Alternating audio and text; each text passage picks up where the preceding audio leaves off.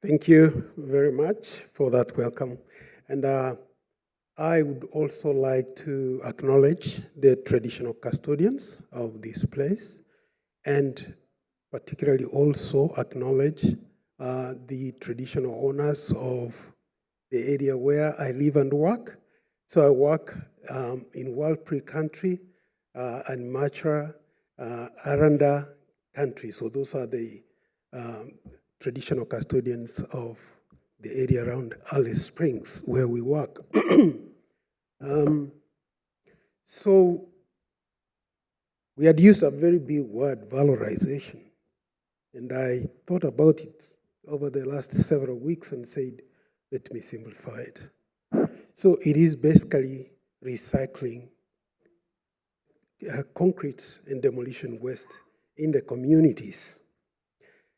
I just want to put a picture in your mind about the sort of challenge that we faced as we came up with the renewed waste management strategy for the council in 2023. We found that there were stockpiles of concrete, basically demolition waste, right across all our communities. And maybe just to give you a bit of a view about the council area stretches from, this is the border of Western Australia, and that's the border of Queensland. So it is a significant area.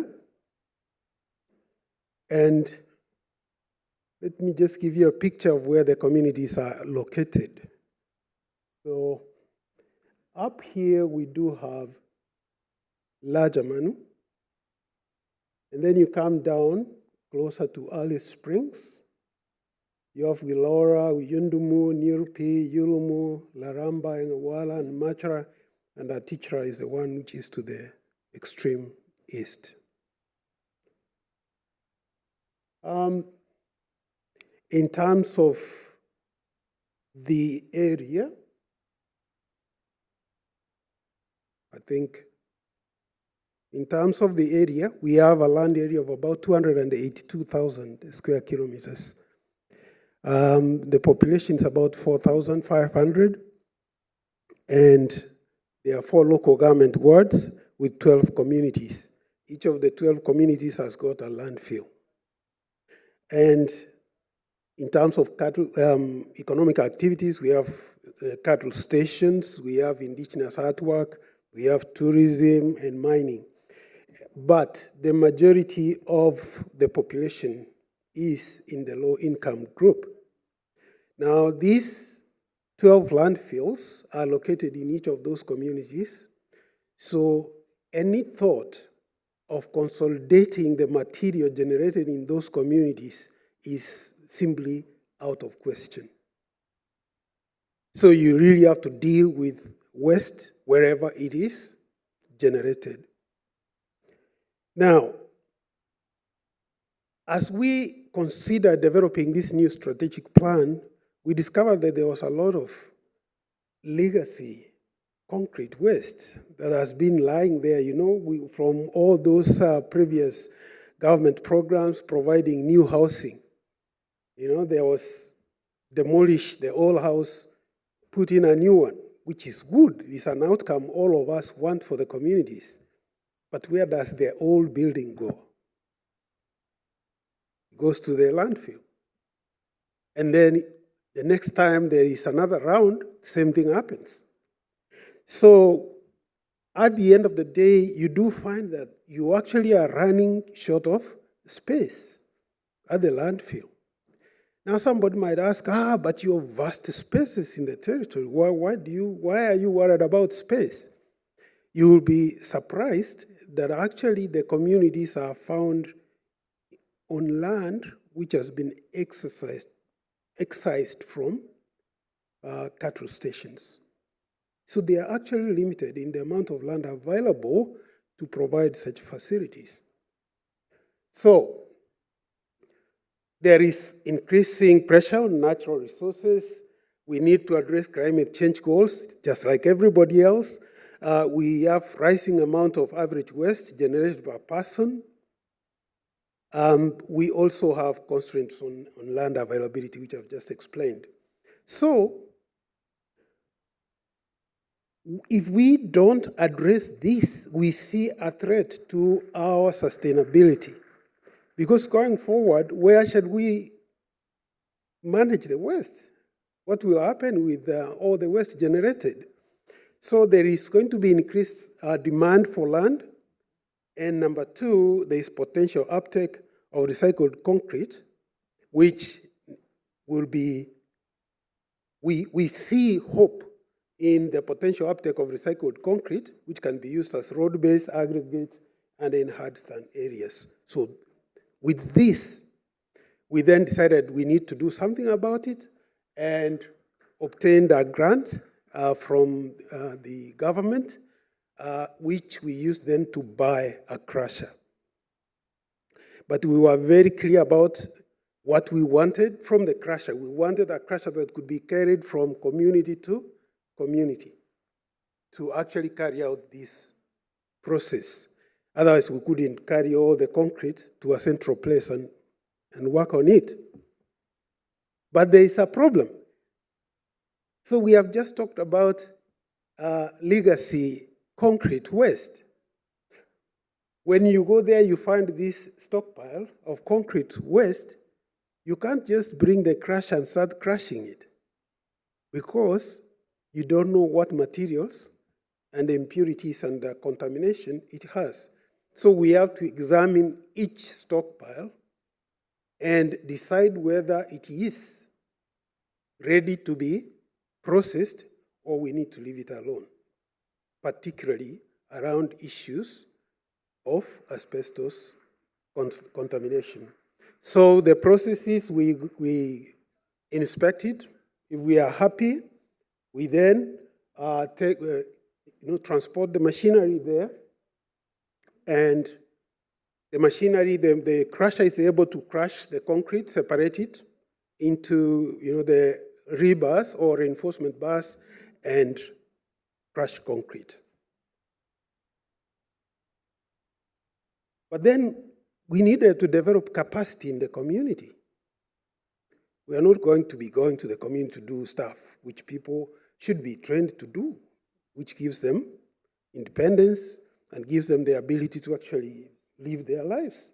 So we organized training for the community-based staff to actually be able to run the machinery that we had obtained. So we have had 2 sessions of training. One was done in T3, which is on the Stewart Highway, and the other one in Atichara, which is on the Plenty Highway. And you can see the men there, they are very happy. And some of those men are great operators of machinery, I can tell you.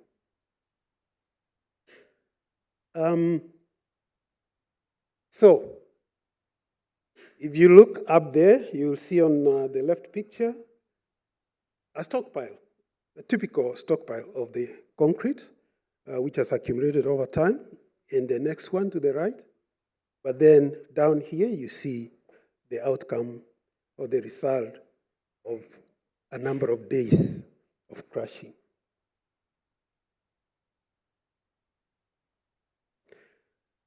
The crusher, these are the technical specifications of the crusher. So the crusher size is about 1.5 meters by 1.2 meters wide. So it is able to be carried from place to place to do this work. The hopper capacity is 2 meters cubed, and the feed size is about 1,200 millimeter. The product size is less than 150 millimeters, so that's the size of the material. The feed material can be concrete, brick, stone, rubble, ceramics, anything. So it is able to deal with a lot of it. We have done a bit of laboratory testing of the material, and these are the technical specifications of the material that is produced from the crushing process. So this is leading us to now identify the applications, the potential applications of this material. Where can it be used? What exactly can it do well? And we have come to the realization that we might need to have a sieve or a screen to be able to separate into a few classes of materials which can be used for specific applications. So that is going to be our next purpose for some grant somewhere. So potential use will be in curbs, footpaths. Remember, in communities, we do need footpaths. A lot of communities need all these footpaths, they need curbs, they need what, all these things. We could actually have this manufactured right within the community and used there. So we are having great ideas. We are thinking that with a little bit of investment, that can be done. But of course, there are challenges. There is limited infrastructure at the community. We are not able, for instance, to measure how much concrete somebody is bringing in. We need to be able to tell that this contractor has brought 50 tons, and so they are supposed to pay so much. So the council, we suggested to the council that we need to be a bit more creative because we don't have the money to put way bridges everywhere. They are expensive pieces of infrastructure. So we are using a proxy method to actually do the estimate of material. There is also, so there is lack of capacity to collect relevant quantitative data. We need to know exactly how much material. Lack of access to value chains due to vast distances. Now, after we have made that material, if we were in town, we probably could sell it easily. But it is very far from the main urban centers. So we have to now think about other ways of absorbing the material. There's also reduced contractor compliance in remote locations. Remember, sometimes, not all of them, some contractors are really good, but some are really dodgy. So they will look as, around, nobody's seeing me, and boom, and then they are gone. So then that remains your problem now to start following who was here last, who was doing some work here. And of course, that becomes, you said, he said. Lack of capacity to absorb all product generated within the communities and the need for adequate landfill facilities. So we need to actually improve the standard of our landfills, what is available, what equipment we have there, and so on and so forth. So the take-home message is that there is, I think, greater need for regulatory oversight of construction and demolition waste in our jurisdiction. Why do I say this? Because when the tender goes out for, say, buildings, 5 buildings in this community, somebody applies. This person is supposed to provide, at the list, an environmental management plan. But where does that go? Who gets to see it? It is supposed to be to the department which is announcing the tender, and then the department is supposed to share with us because we are at the receiving end of the waste. But we actually have not been seeing the environmental management plans. We are in the process of contacting the relevant people to make sure that they share this important document with us so we can hold the contractors to account when they are in the community. Otherwise, if we don't know, we don't know. The only thing we see is a building going up or a building going down. Number 2, there should be a deliberate policy setting to stimulate that market. If we are generating recycled materials, and if somebody was told, this material can actually be part of your new building, if the material meets their specifications, that would stimulate the market for this material that we are generating. But if there's no policy requirement, then of course people will do whatever they like. Finally, there is need to invest in landfill infrastructure improvement, at least in the larger communities, so that we can support the collection of data, which is useful for planning.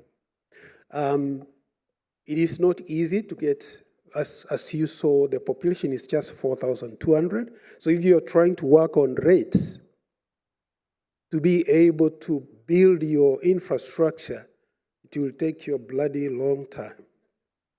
So we need help to be able to upgrade our infrastructure so that we can offer a service that is comparable to other places. I think that is the end of my presentation. Thank you.